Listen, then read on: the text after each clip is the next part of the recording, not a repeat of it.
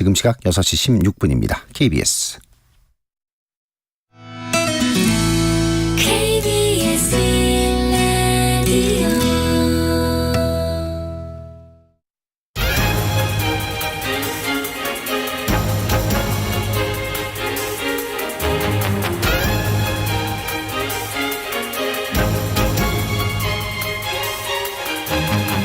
오늘 아침 일라디오.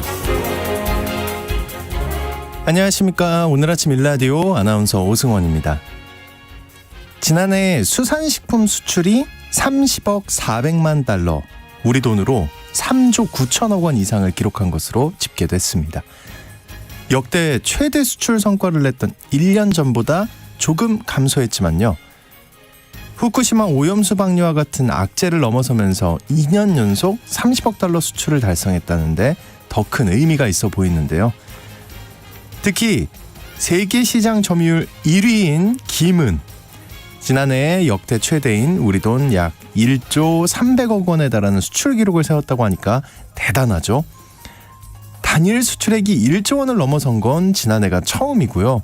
1년 전보다 약 22%나 늘었다고 하니까요. 정부도 김을요, 세계인들의 입맛에 맞는 기호식품으로 더욱 육성해서 2027년까지 수출 10억 달러를 달성하겠다는 계획입니다. 그 밖에 원양어업 주력 품목인 참치가 일본과 태국 등의 원물 형태로 수출되고요. 굴도 일본과 미국을 중심으로 수출액이 크게 늘었는데요.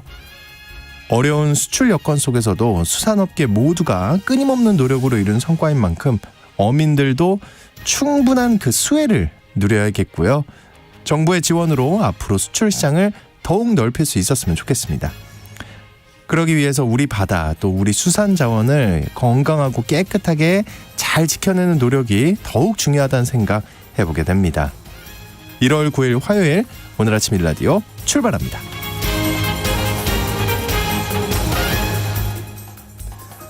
오늘 아침 일라디오 이 시간은 물론 KBS 일라디오의 모든 프로그램은 유튜브 KBS 일라디오 공식 채널이나 모바일 콩 어플리케이션을 통해 실시간으로 함께 하실 수 있습니다. 눈이 많이 올 건가 봐요. 네, 전국 대부분 지역에 오늘 눈이 오고요. 특히 중부 내륙과 전북, 동부, 경북 내륙을 중심으로 매우 많은 눈이 내려서 쌓인다고 합니다.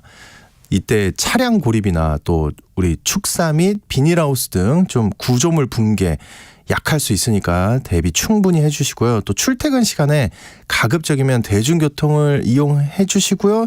등산객분들 안전사고 유의해 주시기 바랍니다. 오늘 출근을 좀 서둘러야 되지 않을까 생각이 드네요. 지금은 약간 비같이 눈이 오죠, 그죠? 네. 자, 화요일 해외 농업 소식 살펴보고요. 텃밭 가이드 시간에는요, 웃걸음, 밑걸음, 액비 이런 퇴비의 모든 것을 자세하게 알아보겠습니다. 텃밭 농사에 대한 궁금증이나 질문 있으시면요, 지금부터 문자 보내주시죠. 단문 50원, 장문 100원이 드는 유료 문자 샵 9730으로 보내주시기 바랍니다. 유익한 정보와 살아있는 이야기가 있습니다. KBS 오늘 아침 일라디오.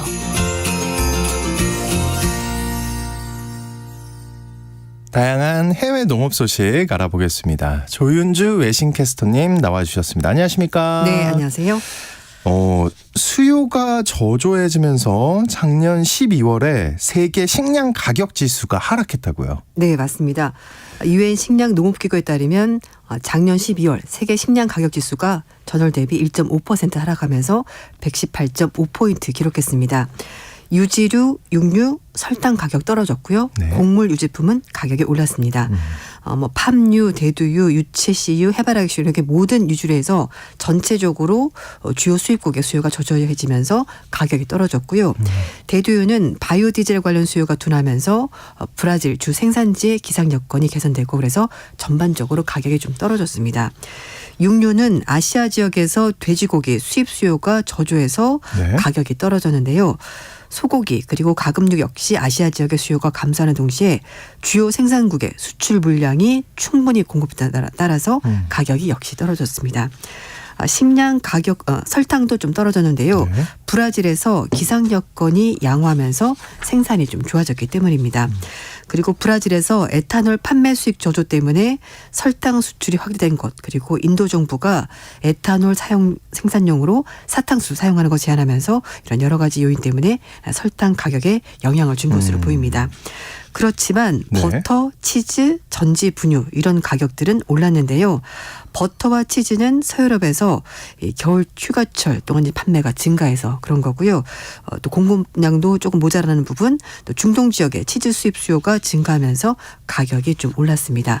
한편 옥수수 가격도 좀 올랐는데요. 네. 옥수수는 이 브라질의 작황 우려, 또 우크라이나 전쟁 아직도 계속되고 있지 않습니까? 여기가 이제 언제 곡물을 끝납니까, 많이 진짜? 생산하는데 예. 그래서 물류 여건이 아주 좋지 않아서 가격이 올랐습니다. 또 국제 쌀 가격은 인디카종을 중심으로 상승했는데 인도가 그때 쌀 수출 제한한다고 네. 말씀드렸잖아요. 이것도 영향이 있고 또 베트남의 공급량 부족 이런 것 때문에 국제 쌀 가격은 올랐습니다. 근데 뭔가 하락했다고 하는데 중간중간 오른 게 많네요. 네. 하락한 걸 좀 앞에 제가 배치해봤습니다. 예. 감사합니다. 네. 전체적으로는 약간 빠졌다. 약간 빠졌다. 네, 네. 듣다 보니까 순간순간 자꾸 올랐다 그래가지고 네. 네, 깜짝깜짝 놀랐습니다. 네. 그 유럽이 기후변화 목표를 발표할 예정인데 네. 그 목표 달성이 쉽지 않을 것 같다고요. 그렇습니다. 뭐 우리 인생도 늘 뭔가 목표를 세우죠. 언제까지 뭘 하겠다. 뭐 이렇게 세우지만 또 막상 세월이 지나면 잘 안 됐구나. 수정을 또 하고 그런 거 아닌가 싶은데요. 오늘 왜 이렇게 철학적이에요? 그런가요? 네, 그런 것 같습니다. 자꾸 그런 얘기하면 슬퍼지잖아요, 아침부터. 그래도 목표를 세워야 됩니다, 우리가. 그래요? 안 될 걸 알면서? 그래도 일단 하는 데까지 해보는 거죠. 일단 목표를 세우고. 알겠습니다. 그래서 예. 네, 사실 이것도 기후변화 문제는 전 지구적인 문제니까 그렇죠. 그래도 우리가 조금 될까 싶을 정도 목표를 잡아놓고 또 회원국도 끌어당기고 해서 어떻게 해서든지 좀 가는 방향으로. 그 정도라도 해야 이제 좀 맞아요. 그죠? 좀 따라오는 나아지겠죠? 거죠. 누구는 안 해 이런 사람 있잖아요. 꼭. 네. 그러니까 이제 그래서 아닌가 싶은데요. 유럽 기후법에 따르면 유럽연합이 2030년까지 얼마 안 남았죠? 얼마 안 남았는데? 55% 탄소 감축. 이게 됩니까? 네, 50년까지 네. 100% 탄소 중립을 하겠다라고 약속을 하고 이제 올해 안에 2040년까지 중간 목표치를 어떻게 할지를 제안을 해야 된다고 합니다. 그래서 유럽연합은 2040년까지 온실가스 배출량을 90% 예. 감축하겠다라고 2040년까지. 선언했는데요. 네. 하지만 일단 선언을 한 거죠. 네, 예. 맞습니다. 유럽 환경기관은 지난 12월 달에 유럽이 2030년 기후 목표 대부분을 달성하지 못할 것이고 특히 에너지 소비, 순환경제, 친환경 농업 부분에서 기후 노력이 매우 부족하다 이렇게 진단했습니다. 그래서 2040년 유럽연합 기후 목표 향방에 따라서 유럽 국가들이 기후 정책을 어떻게 정할지가 좌우가 될 것 같습니다. 그래서 유럽연합 27개 환경장관들이 16일 날 첫 번째 비공식 환경장관회의를 개최를 하고요. 그때 2040년 중간 목표 계획에 대해서 논의를 한다고 합니다. 그러니까 목표 달성이 쉽지 않을 거란 예상이 지금 지배적이잖아요. 그렇죠? 네. 다 그렇게 생각할 텐데 환경단체들이 이거 목표 불만이 많다. 더 세야 된다. 네, 이런다면서요. 맞아요. 네. 더 강력해야 된다. 네, 이제 보통 이렇게 이제 뭐 유럽연합처럼 이제 여러 회원국들이 있고 이제 어디 한 곳의 기관에서 이렇게 합시다라고 결정을 하게 되면 이 여러 산업 분야가 있지 않습니까? 네. 그래서 각 산업에서 우린 이래서 안 된다, 저래서 안 된다는 얘기가 나오고 그럼 또 한편에서는 환경단체들은 그렇게 다 봐주다가는 진짜 우리 다 망한다 이렇게 얘기를 하면서 결국 이제 환경단체가 그럼에도 불구하고 우리가 좀 더 강력한 목표를 세우는 것이 맞다라고 얘기를 하고 있습니다. 이 환경 캠페인 그룹인 카본 마켓 와치에서는요. 유럽연합의 법적 구성력 있는 기후 목표를 물론 지지하지만 유럽연합은 훨씬 더 높은 수준의 목표를 채택을 해야 된다라고 얘기를 하고 있습니다. 한편 유럽 산업 측에서도 유럽연합의 기후 목표를 지원하긴 합니다만 일단 글로벌 경쟁력도 있어야 된다. 산업 그러니까 그거 신경 전체가 쓰다가. 망할 수는 없지 않냐라고 얘기를 하는 겁니다. 유럽의 철강협회 측에서는 유럽연합의 현재 기후 목표는 철강과 같이 중공업 산업 사실 여기 이제 좀 사실 온실가스를 많이 네. 배출하는 곳이잖아요. 그래서 이 거의 모든 탄소를 감축하겠다는 거랑 마찬가지다라면서 그렇게 하려면 지금 현재 쓰는 에너지원 말고 청정 에너지원에 대해서 좀 더 접근이 가능하도록 뭔가 있어야 되고 또 현재 에너지원을 쓰지 않더라도 대체 에너지가 충분히 있어야지만 이 전반적인 산업이 피해를 입지 않고 그렇죠. 유지를 할 수가 있다라고 돌아가죠. 얘기를 하고 있습니다. 근데 이 기후 변화가 우리 사람뿐만 아니라 생태계 전체에 영향을 끼치잖아요. 그죠? 그렇죠. 네. 근데 기후 조건이 바뀌면서 근데 이 와중에 토마토가 참 똑똑하네요. 네. 토마토가 네. 가뭄에 살아남는 방식으로 진화하고 있다고요? 이거 그렇습니다. 무슨 얘기입니까? 그 식물도 네. 변화하는 기후 조건에 따라서 조금씩 바뀐다고 합니다. 물론 굉장히 오랜 시간 동안 조금씩 바뀌긴 하겠지만요. 그래서 이 토마토가 가뭄에 살아남는 방식이 확인이 됐다고 이야, 합니다. 대단하네요. 그래서 가뭄에 강한 작물을 재배할 때 이런 부분들을 참고할 수 있다고 전문가들이 얘기를 하는데요. 미국 캘리포니아 대학교 생물학과 교수인 시오반 엠프레디 교수가 연구한 내용인데요. 네. 식물의 뿌리에서 코르크질이라는 이 발수성 고분자 물질이 있다고 합니다. 뿌리예요. 네. 그래서 잎에서 이제 물이 잎으로 이제 이동할 때 이걸 빠르게 증발하는 것을 차단해주는 그 역할을 한다고 하는데요. 연구팀은 만약에 식물에 코르크질 이게 없다면은 네. 마치 수도꼭지를 끝까지 틀어놓은 것처럼 수분이 너무 빨리 사라지게 된다는 겁니다. 그러니까 식물이 물을 이렇게 머금고 있을 수 있도록 하는 역할을 하는 네, 거네요. 맞아요. 맞습니다. 예. 그래서 뿌리 안에 내피세포 안에서 이 코르크질이 만들어진다고 하는데요. 그러니까 이것이 바로 가뭄에 대처하는 기능을 하는 거라는 겁니다. 반면에 이제 토마토처럼 뿌리 끝부분에 있는 외피세포에서는 네. 이 코르크질이 아직 기능이 확인되지 않았다고 하는데 연구팀이 이번에 이걸 확인해 본 건데요. 내피세포와 외피세포에 있는 코르크질이 동일한 기능을 한다는 것을 연구팀이 확인한 겁니다. 연구팀은 유전자 교정을 통해서 코르크질의 생성에 관여안에 보이는 유전자가 작동하지 못하도록 돌연변이 토마토를 만들었고요. 그리고 열흘 동안 가뭄과 같은 수분이 부족한 그런 환경에서 토마토가 어떻게 반응하는지를 봤습니다. 그랬더니 이 코르크질 생성에 필요한 유전자들이 변이가 발생하면서 물이 부족하면서 이 토마토 대처 능력이 떨어지게 되어 결국 시들시들해진다는 것을 발견하게 된 겁니다. 코르크질이 없어지면 이런 상황이 벌어지게 되는 거죠.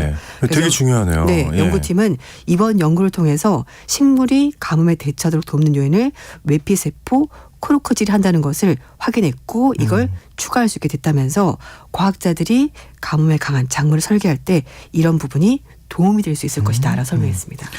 오, 토마토 관련 소식이 하나 더 들어있네요. 오늘 이 네. 정도면 방송 주인공 토마토 아닙니까? 토마토, 네, 맛있죠? 네, 중국 우주 비행사들이 네. 그 우주에서 토마토 같은 채소를 재배하고 있다고요? 네. 2015년 영화 마션, 오, 맷 데이먼이 나온 거. 거기서 감자 재배했잖아요. 그렇죠. 기억납니다.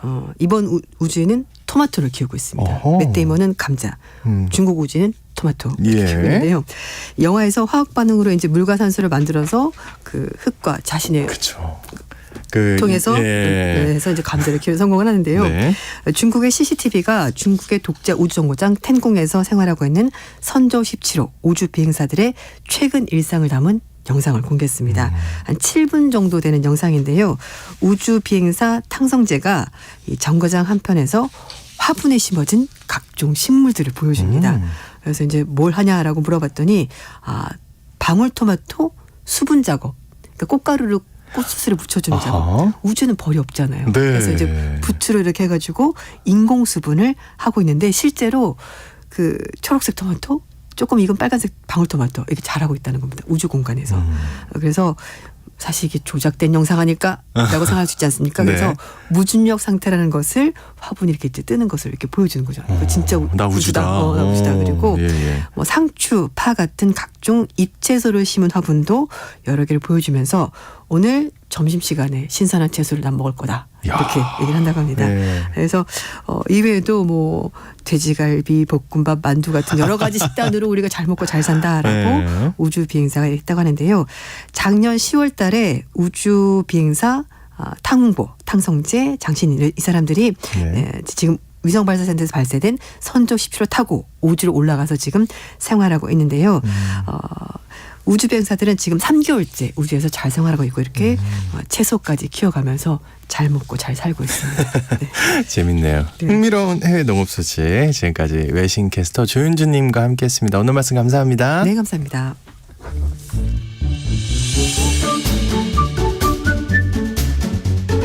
아침을 여는 기분 좋은 습관 KBS 오늘 아침 일라디오.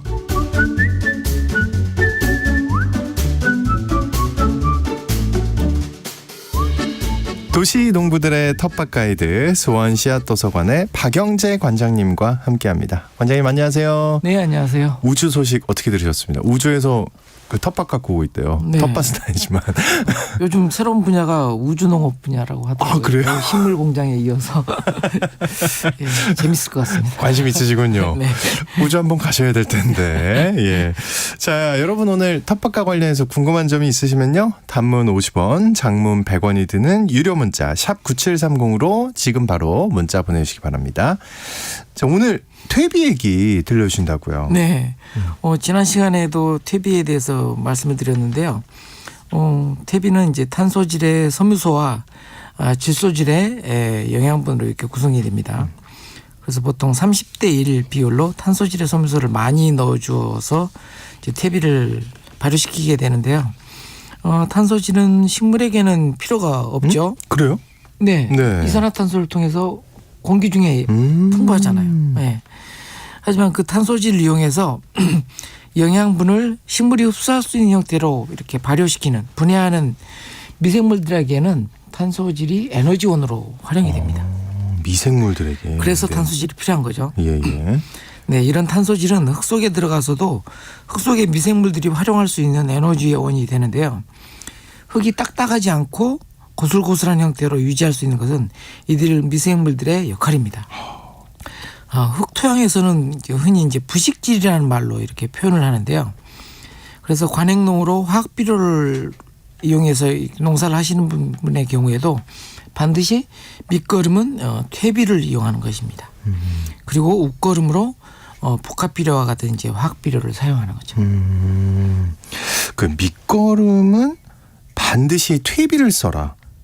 맞나요? 이거 중요한 네, 거죠. 맞습니다. 예. 사람의 소화계통도 식물과 다르지 않습니다. 섬유소를 많이 먹어야 요즘 말 나오는 프리바이오틱스 또는 프로바이오틱스 이게 네네. 섬유소거든요. 그래서 장을 건강하게 유지할 수 있습니다. 그래서 분해하지 못하는 영양분을 미생물들이 또 분해해서 몸에 에너지가 넘치게 하기도 하지만 또 안 좋은 것들은 또 배출해야 하잖아요. 네네. 중금속이라든지 오염원을 이들 섬유소가 붙잡아서 잘 배출할 수 있도록 돕기도 합니다. 그래서 식단에 섬유질 식단을 올리라고 의사들이 조언을 하기도 하죠. 많이 그러죠. 네. 퇴비는 완숙되는 기간이 오래 걸립니다. 부식질 가운데 텃밭과 같은 재료가 있는 경우에는 또 반드시 60도 이상의 열을 이용한 발효를 거쳐야 되는데요. 쌓아놓기만 하면 일단 열 발효가 시작하긴 합니다. 네. 근데 이거 근데 양이- 60도 이상을 하려면 이거 어떻게 해야 되는 거예요? 양이 사람 어깨 정도로 높이로 이렇게 퇴비를 쌓아놓으면 네. 자동으로 형성이 됩니다. 근데 재료가 너무 적으면 네. 열이 그만큼 못 올라가겠죠. 음. 이 이유는 톱밥이 나무의 중심부에 있는 목질부에 있는 그 리그닌이라고 하는 페놀 고분자 화합물로 되어 있습니다. 그래서 이게 바로 식물한테는 성장을 억제하고 또 죽이기도 합니다. 오. 그래서 반드시 열 발효를 과정을 거쳐서 이 리그닌을 분해한 이후에 활용을 하게 됩니다. 그러면 퇴비를 구입했어요, 만약에? 네. 그러면 열 발효를 해야 되나요? 대부분의 구입해서 사용되는 퇴비의 경우는 이런 톱밥으로 만들어지기 때문에 이런 열 발효 공정을 거쳐서 출하합니다. 이미. 네. 그래서 걱정하지 않으셔도 되는데요. 네. 혹시 만드실 때는 이제 그런 참고를 하시라는 거고요. 또 함께 포함된 축분, 돈분, 개분에 포함된 질소질의 경우에는 미생물이 분해하는 과정에서 또 가스를 배출합니다. 네. 그래서 퇴비 포대를 열어서 냄새를 맡아보시는데 굉장히 신경을 자극하는 정도로 난다면 거북하게. 농업에 바로 이용할 수가 없습니다. 이 가스로 인해서 작물의 어린잎들이 타들어가서 죽기 때문입니다. 사람이 싫으면 식물도 싫은 거네요. 네. 예. 그래서 오래 받은 퇴비는 밭 한쪽에 야적해 두었다가 이듬해나 또 그 다음에 이용한다는 분들도 많습니다. 그렇게 오래 놔둬야 네. 돼요? 가스를 배출시키고 미숙 퇴비를 완숙시키는 과정을 거치는 거죠. 근데 이 퇴비를 구입해서 바로 써야 한다 이런 분들도 있잖아요. 네. 지금 급한 분들 어떻게 해야 됩니까? 이렇게 퇴비를 구입해서 바로 농사에 활용해야 한다면 퇴비를 밭 전체에 고루 펼쳐서 가스를 뺀 다음에 밭을 갈아서 퇴비를 공급하고 밭을 간 이후 한 3주 정도 지나서 작물을 심으면 가스 피해를 줄일 수가 있습니다. 미숙 퇴비의 문제는 이렇게 가스 피해만 있는 것이 아니라 네. 또 해충을 불러오기도 하는데요. 퇴비가요? 네. 주로 너무 많은 걸음을 하기 때문에 벌어지는 일입니다. 대부분의 작물에 필요한 영양분은 밑거름으로 모두 채워지지는 않고요. 이후 성장함에 따라서 웃거름이 중요한 역할을 하게 되는데 하지만 우리 농사는 관행상 밑거름을 지나치게 많이 주는 경향이 있습니다. 귀찮아서가 아닐까요? 한 번에 이제 다 해결하겠다. 많이 줘서. 그럼 어느 정도가 좀 적당한 양인가요? 저는 보통 우리가 10평 정도라고 하면 33제곱미터가 되는데요. 네. 여기에 퇴비 20kg 한 포 정도를 사용합니다. 10평에 네. 20kg 한 포대. 네. 예. 이렇게 퇴비를 고루 펼치면 반은 흙이 보이고 반은 퇴비가 덮는 정도의 모양입니다. 하지만 주변 농가들을 보면 퇴비가 완전히 흙을 덮어서 흙이 보이지 않을 정도로 많이 거름을 합니다. 초기 성장은 잘 되지만 이런 성장에 뒤따르는 해충들이 만연하게 되는 이유가 됩니다. 해충 때문에. 네. 그 수확을 이제 앞두게 됐어요. 어떤 네. 작물을 키웠는데 이제 그런 시기가 왔는데 그때 이제 거름을 중단해야 되는 시기가 있다고요. 네. 식물의 뿌리를 통해서 흡수된 양분들은 일단은 식물 세포에 있는 액포라고 하는 물주머니에서 활용될 때까지 대기를 하다가 식물 성장 재료로 이렇게 쓰이게 되는데요. 이렇게 흡수되어 활용되기까지 3주 정도가 걸리는 것으로 알려져 있습니다. 따라서 수확을 앞둔 작물들은 3주 전에는 반드시 질소질 중심의 거름은 중단을 해야 합니다. 질산 염회 형태로 이렇게 식물 세포에 남아있는 성분들은 사람이 섭취하게 되면 혈액이 산소하고 결합하는 것을 방해한다고 합니다. 위험한 거 아닙니까? 네. 예. 그래서 특히 소아들에게는 청색증이라고 하는 증상을 나타내기도 합니다. 이거 되게 위험하네요. 얘기 네. 들어보니까. 좋은 거 먹겠다고 했지만 이게 발암물질을 먹을 수도 있고 이런 그러니까요. 장애를 가져올 수 있죠. 누가 이걸 의심하겠습니까? 잘 키운 거다 신선한 거 하고 먹었는데 네. 혈액이 산소와 결합하는 걸 방해하는. 네. 그래서 네. 우리가 채소 가게에서 농산물을 구입할 때에도 네. 주의를 해야 합니다. 어떻게 해야 됩니까? 이거? 겉잎이 노랗거나 연두빛의 채소는 건강한 채소입니다. 하지만 겉잎에 남아있는 떡잎까지 진녹색인 채소는 진한 녹색. 조심해야 할 채소입니다. 야, 이것도 헷갈릴 수 있습니다. 네. 연두빛은 괜찮고 네. 진 녹색은 안 좋고요. 그렇죠. 네네. 그런 채소는 소비자들이 싱싱한 채소로 여기서 구입하기가 쉽죠. 저 옛날에 네. 몇 번 산 것 같은데. 네. 참고로 외국에서는 농약과 같은 성분 검사뿐만 아니라 채소에 남아있는 이런 잔존 질산염 검사까지 마친 다음에야 친환경 인증이라든지 이렇게 시장에 출하할 수 있도록 하는 국가들도 있다고 해요. 우리나라에서는 그것까지는 아직 도입이 안 되고 있는 것 같고요. 네. 이렇게 여러분이 직접 농사를 지어보면 어떤 것이 건강한 농산물인지 볼 수 있는 눈이 생깁니다. 우리가 텃밭을 농사하는 이유도 바로 이런 이유가 되겠죠. 저 진짜 오늘 중요한 거 배웠습니다. 예. 그 밑거름을 퇴비로 한 다음에는 그 다음에는 이제 웃거름이죠. 네. 예. 보통은 퇴비를 웃거름에 바로 활용해도 좋습니다. 근데 웃거름은 이제 작물이 성장함에 따라서 추가로 주는 거름. 우리가 밑거름을 기비라고 하고요. 그래서 이렇게 추가로 주는 거름을 한자로 추비라고도 합니다. 네. 우리말로 웃거름은 다른 표현으로는 이제 덧거름이라고도 하고요. 봄과 가을에 웃거름을 주는 주기는 좀 다릅니다. 봄에는 날씨가 점점 좋아지기 때문에 3주 간격으로 웃거름을 줍니다. 반면에 가을에는 추워져서 초기 성장이 중요해져서 2주마다 웃거름을 주게 되죠. 모종을 심었을 경우에는 모종 상태의 잎에서 새로운 잎이 돋아 나올 때가 웃거름을 주기 시작해야 할 때입니다. 네. 어른들이 흔히 얘기할 때 이 모종이 땅 냄새를 맡았다. 그때가 이제 새로운 잎이 나올 때예요. 그래서 주기적으로 주지 않고 특정한 때에 웃거름을 줘야 하는 작물도 있는데요. 네. 콩과 작물에 속하는 콩, 강낭콩, 완두콩과 같은 작물들은 꽃을 피우기 시작할 무렵에 웃거름을 줘야 합니다. 그러니까 보통은 주기적으로 주는데 네. 콩, 강낭콩, 완두콩 이런 거는 꽃을 피울 때 왜 네. 그런 거예요? 콩은? 네. 콩과 작물들은 밑거름을 덜하는 걸로도 유명한 작물들인데요. 네. 이렇게 밑거름을 많이 할 경우에는 뿌리옥 박테리아가 잘 형성되지 않습니다. 왜 이래요? 네. 예. 그래서 밑거름을 줄여야 하고요. 뿌리옥 박테리아가 수명을 다할 때쯤이 콩꽃이 피기 시작할 무렵입니다. 이때부터는 웃거름을 주어야 합니다.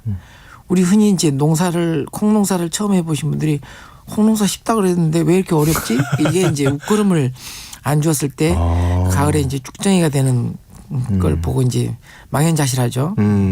사실 콩과 작물들은 잎으로 이렇게 광합성한 포도당을 뿌리옥 박테리아한테 나눠주고 네. 뿌리옥 박테리아는 공기 중에 있는 질소를 고정해서 작물에게 나눠주는 서로 도움이 되는 공생관계를 맺고 있습니다.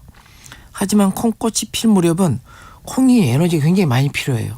그래서 뿌리옥 박테리아한테 나눠줄 게 없는 거예요. 네. 그러다 보니까 수명이 이제 다하는 거죠. 이때 사실은 웃거름을 제때하게 되면 콩 수확량을 늘릴 수가 있습니다. 그 성장이 굉장히 중요하나 보네요, 웃거름이. 네. 웃거름은 작물의 성장 주기에 맞춰서 주는 거름인데요. 초기 이제 자기 몸체를 키우는 성장기에는 질소, 인산, 칼륨과 같은 성분들이 고루 들어있는 밑거름이 좋지만 작물이 성장하면서 결실기를 맺고 또 작물들도 사춘기가 있어요. 그래요 또? 네, 교대기라고 합니다. 별게 다 있네요. 네. 네. 이제 성장기에서 결실기로 이제 전환하는 시기인데요. 이때는 이제 상대적으로 인산질과 칼륨질이 중요한 역할을 합니다. 그리고 또 병해충에 강하게 하고 또 병이라든지 또는 이제 과일이 터지는 이런 것을 막기 위해서 칼슘도 굉장히 중요해집니다. 따라서 웃거름은 작물의 성장 주기에 맞춰서 후반기에는 질소질은 상대적으로 줄이고 칼륨을 높이는 방식으로 줘야 합니다. 네. 따라서 퇴비 방식은 종합영양제잖아요. 그래서 물거름 액비를 만들어 두는 것이 좋습니다. 퇴비는 비료 효과를 내는데 3주 정도 걸리는 그걸 이제 서서히 효과가 나타난다고 그래서 지효성 거름이라고 한다면 이렇게 물비료라든지 액비는 일주일 정도로 효과가 빨리 나타나는 속효성 거름입니다. 그래서 이 물비료는 화학비료, 복합비료하고 똑같은 정도의 효과를 내는 그런 속효성 거름이고요. 퇴비가 종합성분을 갖춘 우리가 흔히 삼시세끼 먹는 밥이라고 한다면 액비는 효과가 빠른 영양제라고 보아야 합니다. 요즘 시판하는 영양제들도 굉장히 많아요. 네. 그래서 시판하는 영양제와 달리 직접 만들어야 하는 액비는 어떤 재료에서 어떤 성분이 많은지를 알아두는 것이 굉장히 중요합니다. 질소 성분은 가축의 배설물에 많죠. 분에 많죠. 분에 많은데요. 인산 성분은 배설물 가운데서 오줌에 많습니다. 뇨에 많은 거죠. 그리고 깻묵이나 바나나 껍질에도 인산질이 많습니다. 그리고 칼슘은 우리가 항상 얘기했던 계란 껍질이라든지 여기에 많고요. 칼륨은 재에 많이 포함되어 있습니다. 그래서 인산 칼슘 영양제를 만들고 싶다 하면 바나나 껍질과 계란 껍질을 약간의 물을 넣어서 믹서에 갈아주면 만들 수가 있습니다. 그래서 사실 우리 주변에 버려지는 재료들이 굉장히 많은데요. 그게 재료인지 몰라서 이게 어떤 성분이 많이 있는지를 한번 이제 보시면 이런 것들을 많이 할 수 있습니다. 의외로 해외에서는 쌀을 구매를 해서 쌀을 믹서에 갈아서 쌀을요? 거름으로 활용을 하더라고요. 영양제니까. 근데 우리는 밥을 할 때 항상 먹어야죠. 쌀뜨물을 만들잖아요. 그렇죠. 쌀뜨물을 활용하면 충분히 중요한 거름이 될 수도 있습니다. 네, 어이구. 그래서 여러분들이 주변에서 버려지는 재료들이 어떤 성분을 가지고 있는지 농사에 어떻게 활용하면 좋을지 한번 둘러보시기 바랍니다. 야, 이건 알아야 재료를 쓰죠, 이거. 의외로 우리 주변에 농사에 필요한 재료가 넘쳐나는 것을 알 수가 있습니다. 그러네요. 자, 이제 청취자분들이 보내주신 사연과 질문 살펴보겠습니다. 533 하나님이 바로 콩 얘기하시는데요. 네. 가을에 심은 콩이 안 나는 이유는 뭘까요? 왜 가을에 콩을 심으셨을까요? 그래요? 시작부터. 네. 너무 단문으로 하셔서 어떤 콩이 없고 위치도 좀 궁금하고. 네네. 가급적인 문자를 좀 장문으로 해주시고요. 사랑합니다 이런 문자도 같이 포함해 주시기 바랍니다. 우리 관장님이 네. 그런 거 굉장히 좋아하십니다, 여러분. 콩은 이 수명이 단명종자거든요. 그래서 1년 지나도 이렇게 발화율이 툭툭 떨어지기도 합니다. 그래서 어떤 종자를 심었는지 몇 년 된 씨앗으로 이렇게 파종을 했는지 가을이면 보통 가을에 파종하는 것은 없거든요. 콩작물이 완두콩이나 강낭콩도 7월에는 파종을 하기 때문에 네, 좀 자세한 좀 문자 부탁드립니다. 안타까운데요, 근데 533 하나님. 애초에 뭔가 많이 좀 실수를 하신 것 같은데 좀 더 이제 정보를 주시면 저희가 답변을 해드리도록 하겠고요. 3959님, 지난해 산 마늘을 한 줄 심었는데요. 모두 말라버렸습니다. 혹 땅 속에 뿌리가 살아 있을까요? 하고 보내주셨네요. 네, 뒤에 문장을 다시 바꿔서 보내셨네요. 네. 지난해 산 마늘이 아니라 지난해 산마늘을. 산마늘을. 종자군요. 아유, 정정해서 보내주셨습니다. 전 또 무슨 마늘을 사셨는데 바로 심었다고. 네. 먹다 남아서 심으셨나. 우리가 이제 흔히 명이나물이라고 하는 게 산마늘입니다. 아, 명이나물. 예. 그래서 보통 이제 음지성 작물이라서 봄철에 잎을 낸 다음에 한 6월쯤 되면 잎이 말라버리거든요. 그렇지만 그러면 얘 죽었나? 아, 싶을 수도 있어요. 근데 살아 있습니다. 그래서 땅 속에 이제 그 뿌리줄기가 살아 있어서 이듬해 봄이 되면 이렇게 예쁘게 잎을 내니까요. 걱정하지 않으셔도 됩니다. 괜찮다. 네. 김미진 님이 텃밭을 오래 했는데 왜 쪽파는 심으면 다 죽더라고요. 마사토 흙과 황토 흙의 차이가 있는지 궁금합니다. 우리 밭은 진흙 땅이거든요. 곡식이 잘 안 돼요. 그 땅이 질고 그래서 그런지 뭘 심어도 잘 되지 않는데 이거 어떻게 해야 할까요? 하고 보내주셨네요. 네. 땅은 보통 이제 이렇게 너무 진흙 땅이게 되면 물을 너무 많이 하게 되죠. 이제 축축하다고 말씀드렸듯이. 그러면 이제 뿌리 작물들은 숨을 못 쉽니다. 네. 그래서 가급적이면 흙을 이제 개량을 하는데요. 밭이 좀 넓으면 요즘 흙 팝니다 또는 흙 드립니다 이런 식으로 광고가 많이 나요. 보면 그래서 이제 공사 현장이라든지 또는 이제 산에서 이렇게 파낸 마사토를 이렇게 이제 공급해 주거든요. 네. 그런 것을 통해서 좀 토양을 개량하실 필요가 있을 것 같습니다. 특히 이제 뿌리 작물들은 쪽파라든지 감자라든지 고구마라든지 이런 뿌리 작물들은 이렇게 진흙 땅에서는 잘 쉽지가 않은 농사입니다. 그 최악이네요. 네. 진흙 땅에 쪽파는 완전 안 맞는 거잖아요. 말씀 네. 들어보니까. 알겠습니다. 이런 땅에는 사실은 좀 습한 그런 것을 좋아하는 뭐가 좋을까요? 토란이라든지 토란. 네, 이런 작물들이 잘 되겠죠. 한번 좀 개량을 하는 거를 한번 생각을 하셔야 되겠습니다. 미진님. 자, 여러분 텃밭과 관련해서 궁금한 점 있으시면요. 단문 50원, 장문 100원이 드는 유료 문자 샵 9730으로 지금 바로 문자 보내주시기 바랍니다.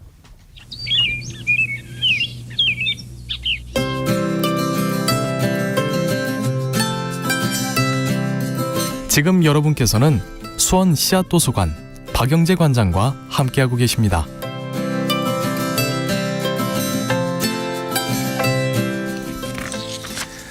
네, 청취자분들의 많은 질문이 올라왔는데요. 그중에서 한번 전화 연결해서 직접 궁금한 질문 들어보겠습니다. 안녕하세요. 안녕하세요. 네, 어디 지역에 계신 누구신가요? 네, 통영입니다. 통영 안중에 사는 한이맘이라고 합니다. 네, 반갑습니다. 반갑습니다. 질문 네. 편하게 나누시죠. 네, 관장님 새해 복 많이 받으세요. 네, 새해 복 많이 받으세요. 네. 네, 질문해 주세요. 네, 말씀드릴게요. 제가 지난해 그러니까는 11월 중순에 배추를 뽑고 난 뒤에 미리 이제 밑거름을 하고 대비를 뿌리고 다 정리를 해두었거든요. 네네. 정리를 하고 땅이 얼지 않게 부직포나 비닐을 덮고 이렇게 준비해뒀고 지금 완두콩 이제 그걸 통영은 날씨가 안 추워요, 선생님. 네네. 그래서 땅이 얼지 않은 상태라서 이제 그걸 다시 그 비닐을 덮고 조금 이렇게 공기를 산소를 넣어준 뒤에 그 완두콩 씨앗을 심으려 그러거든요. 네네. 그러면은 씨앗 심을 때도 그 비닐을 깔고 멀칭을 하고 심으려고 하는데 지금 심어도 괜찮을까요? 통영이면 굉장히 따뜻한 마을 동네죠. 네네 따뜻해요. 네, 보통 눈도 안 오고 눈도 볼 수가 없어요. 네. 가을에 네. 보통 그 남부지방 같은 경우는 가을에 파종을 하거든요. 아 그렇구나. 네, 가을에 미리 이렇게 파종해 놓으면 네. 이제 뿌리만 내린 상태에서 이른 봄에 이렇게 싹이 나옵니다. 네. 근데 지금은 너무 이제 추운 겨울이잖아요. 네. 그래서 지금 파종해도 되긴 해요. 하긴 하지만 보통 2월 경에 너무 일찍 파종하게 되면 또 너무 일찍 싹이 나온다가 또 네. 꽃샘추위에 이렇게 잎이 이미 나온 것들은 또 냉해를 입을 수가 있거든요. 네. 그래서 안정적으로 하시려면 한 2월 경에 이렇게 파종하실 것을 권해드립니다. 아 그렇구나. 선생님이 뭔가 완두콩의 마음이 지금 급하신 것 같은데.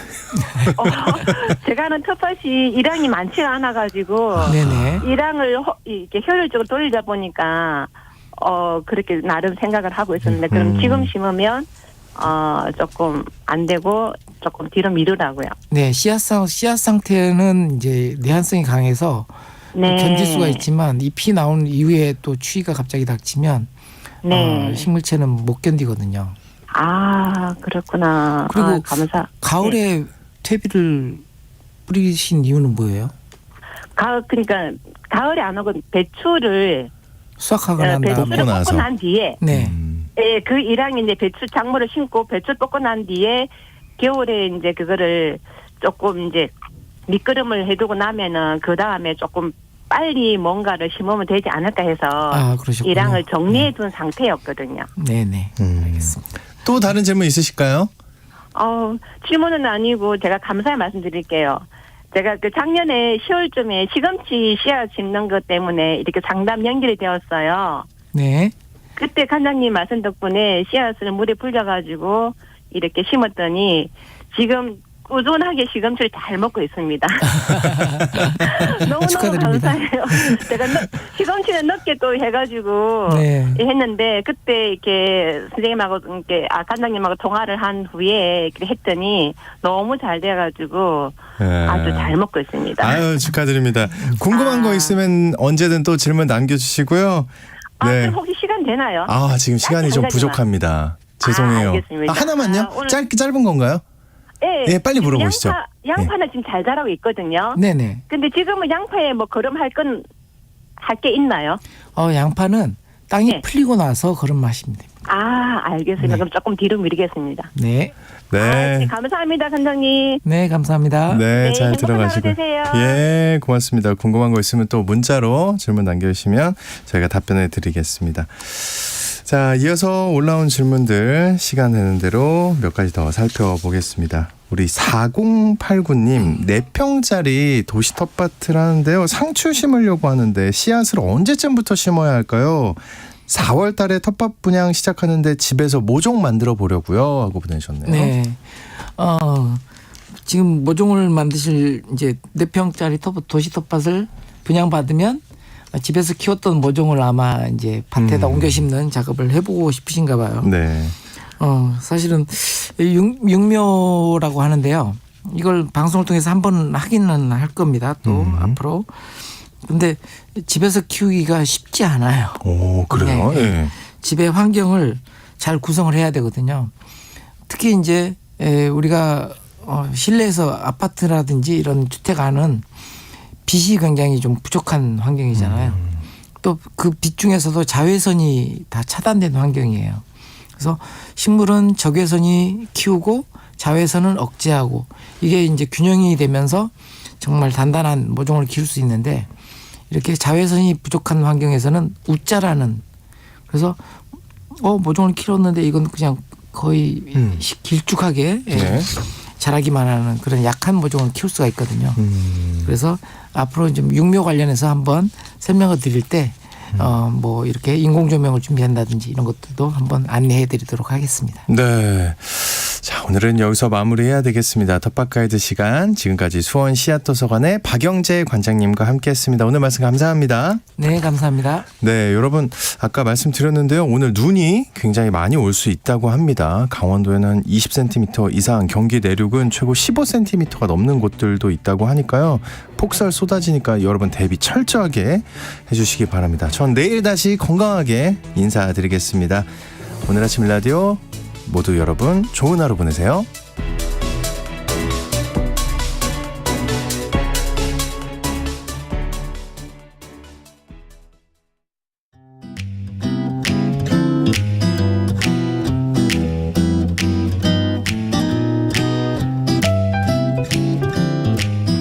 안녕하세요. 바른말, 고운말입니다. 우리말 표현 중에는 특별히 같이 쓰면 좋은 그런 표현들이 있습니다. 하지만 이런 표현들을 제대로 조합하지 않고 자연스럽지 않은 표현과 함께 쓰면 더 어색해지는 경우가